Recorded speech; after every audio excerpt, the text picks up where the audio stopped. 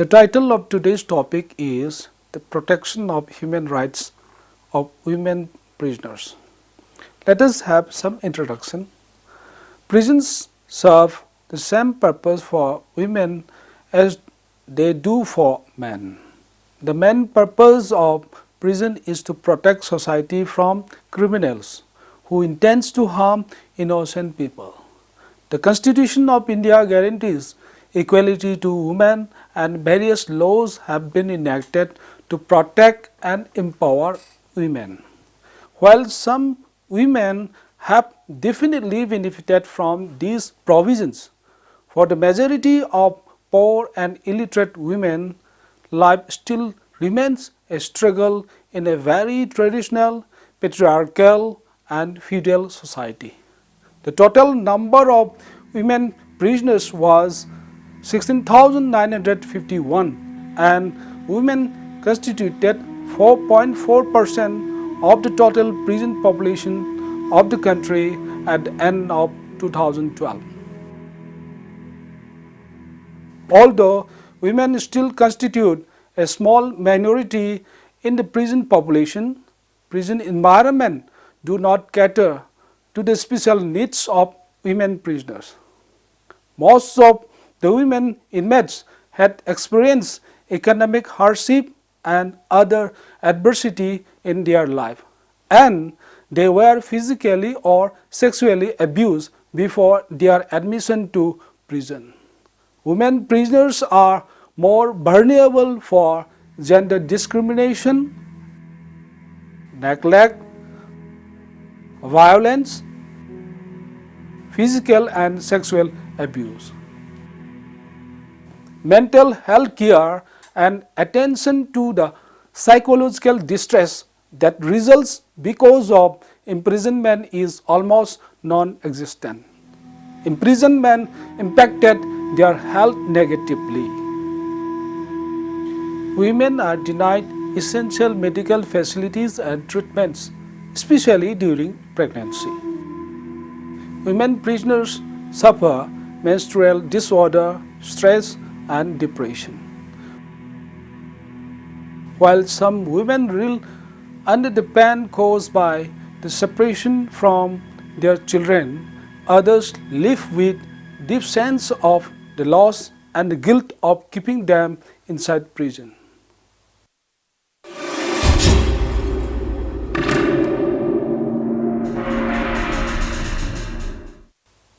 Now coming to constitutional protection of women prisoners. Constitution of India does not provide specific guarantee to the women prisoners. However, the Constitution gives equal status to the women at par with men. Constitution of India under Article 14 guarantees equal protection of laws to women, and Article 15 prohibits the discrimination on grounds of sex. It also imposes obligation on the state to protect rights and to fulfill the requirements of international conventions regarding the rights of women. Article 21 of the Constitution guarantees the fundamental right to live a dignified, secure life to all, which includes the women prisoners. In an attempt to promote and protect human rights, Parliament passed the Protection of Human Rights Act 1993, and to effectuate this cherished goal, the National Human Rights Commission was also constituted. The country has also ratified various international conventions and human rights instruments relating to secure equal rights of women. An important convention ratified by India is the Convention on Elimination of All Forms of Discrimination Against Women, CEDAW, in 1993. Article 12, Clause 2 of the Convention provides that state parties shall ensure to women appropriate services in connection with pregnancy, confinement, and postnatal period, granting free services where necessary, as well as adequate nutrition during pregnancy and lactation. Article 3 of the Universal Declaration of Human Rights provides that everyone has the right to life, liberty, and security of person, and Article 5 states that no one shall be subjected to torture, inhuman or degrading treatment or punishment.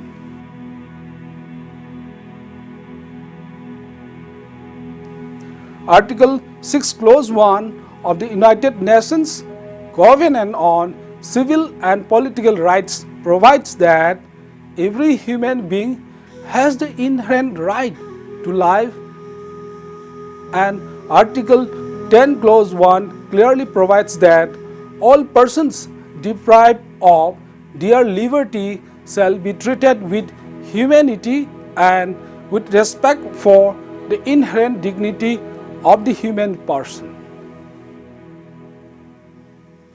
Standard minimum rules for the treatment of prisoners adopted by the United Nations Congress on the Prevention of Crimes and the Treatment of Offenders, Geneva 1955, provides for separate institution for the female inmates. Various other laws have also been enacted to protect and empower women.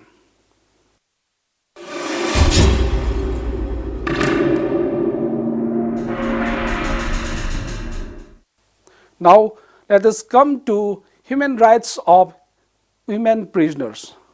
The Supreme Court of India and High Courts have made very clear in many judgments that prisoners do not lose all human rights. Imprisonment does not reduce a person into animals, and prisoners are entitled to all basic freedoms except those which are curtailed by reason of imprisonment. The Supreme Court, in the case of Sunil Batra versus Delhi Administration 1980, held that whether inside prison or outside, a person shall not be deprived of his guaranteed freedom save by methods right, just, and fair. The rights guaranteed to a male prisoner are available to female prisoners also. The various types of human rights of women prisoners guaranteed under the national and international laws are discussed as under. Number 1, the women prisoners have the right to live separate from male prisoners. In a prison for both men and women, women prisoners shall be kept in separate buildings or separate parts of the same building under the authority of a responsible women officer who shall have the keys of that part of prison. No male member of the staff shall be allowed to enter the women's cell unless accompanied by a woman officer. Women prisoners shall be attended and supervised by women officers only.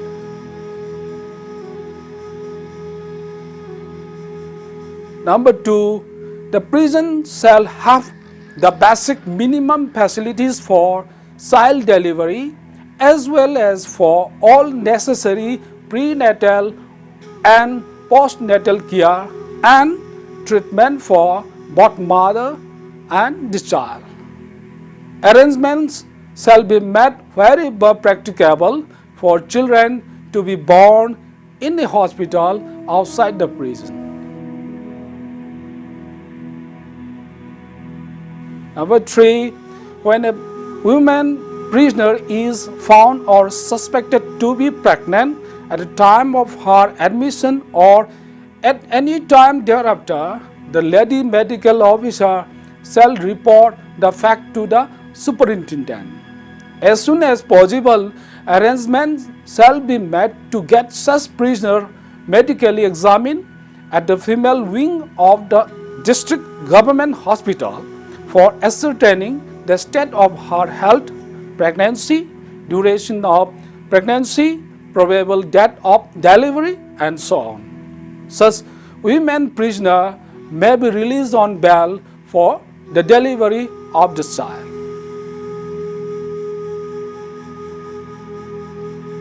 Number 4, women prisoners shall be allowed to keep their children with them in prison till they attain the age of 6 years. There shall be a creche and a nursery attached to the prison where children of women prisoners will be looked after. Such a child is entitled to food, shelter, medical care, clothing, education, and recreational facilities as a matter of right.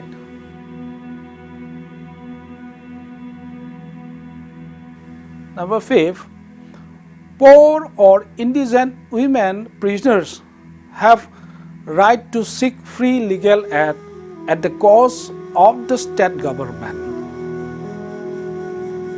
Number 6, women prisoners have the right to speedy trial. Number 7, women prisoners have the right to have interview with their legal counsel, relatives, and friends. Number 8, vocational trainings in useful trades shall be provided to women prisoners.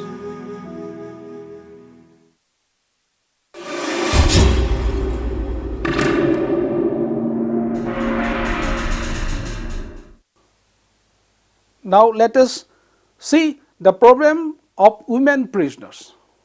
Traditionally, most of prison inmates are males, and the prison environment is therefore shaped by the needs of males and do not cater to the special needs of women prisoners. Although the Constitution of India, international instruments, as well as other national legislation have guaranteed a number of rights to women prisoners, the pathetic situations of women prisoners who are branded as bad women is not surprising. Women commit crime as a result of family disturbances, domestic violence, economic hardships, and other socio-cultural disadvantages. The human rights and basic needs of women prisoners have not been given due importance. Women in prisons are very much vulnerable in male-centric model of prison system, especially in common jails where men and women both are laws. Women prisoners are facing a number of problems in the prisons. Most of the women inmates had experienced economic hardship and family problems in their lives, and they were physically or sexually abused before their admission to prison. Women prisoners are doubly discriminated when they entered prison. The concept of human rights is totally alien to such women. Imprisonment impacted their health negatively. Women prisoners suffer menstrual disorder, stress, and depression. While some women reel under the pain caused by separation from their children, others live with deep sense of loss and guilt of keeping them inside prison. Women prisoners are facing the problem of overcrowding in prisons. Overcrowding itself is a root cause of many problems such as poor hygienic condition, lack of proper accommodation and recreation, inadequate medical facilities, and exploitation.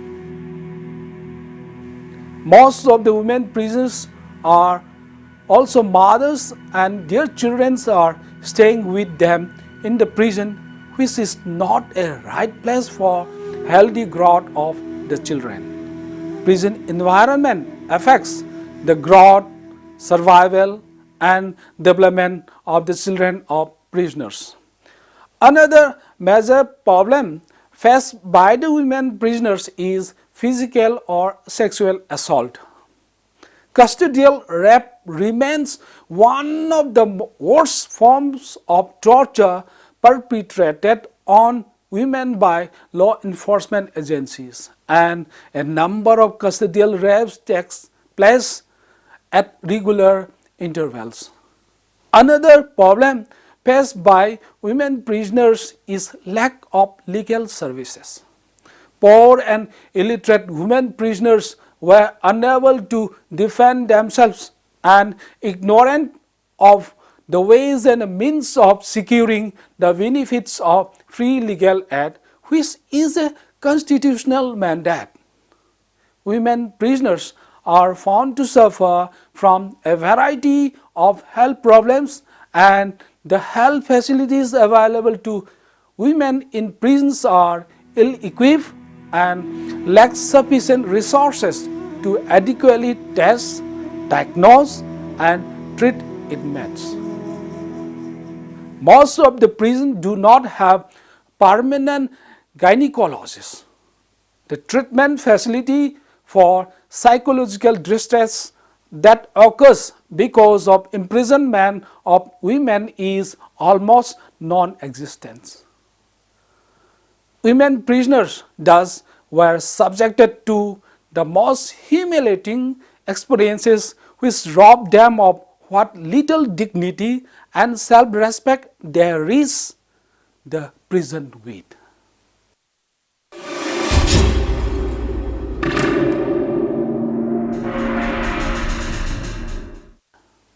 Now let us come to conclusion. The needs of women prisoners often differ from their male counterparts. Women need gender-specific facilities for health care, to help them in childbirth, to care for their children in prison, to provide for legal aid, to maintain contact with their dependents outside the prison, and to protect them from possibility of rape and sexual assault. Medical services provided for women prisoners should be of the same quality and standard as those available to the outside community. Women prisoners suffering from mental disorder, anxiety, drug addiction, HIV/AIDS, and sex perversion should get proper medical treatment and psychotherapy. Prison authorities should initiate programs with a view to educate the prisoners about ill effects of drugs and HIV, and to bring awareness about effective preventive measures. The children of women prisoners living in prisons shall be given proper education and recreational facilities. Socio-legal counseling cell or clinic should be set up in its prison. Vocational training in useful trades and occupation shall be provided to women prisoners to enhance their ability to earn livelihood after release. There should be separate prisons for the women prisoners. It is high time that the state should provide suitable arrangements and action-oriented plans for protection, prevention, and promotion of human rights and health care for marginalized imprisoned women. Adequate planning before release, safeguard against prison re-entry, and treatment continuation after release should be adopted. Release of women prisoners on probation is also an important justice delivery mechanism, and courts should prefer it than sending them to prisons. The main goal of imprisonment must be rehabilitation and reformation instead of punishment. Thank you.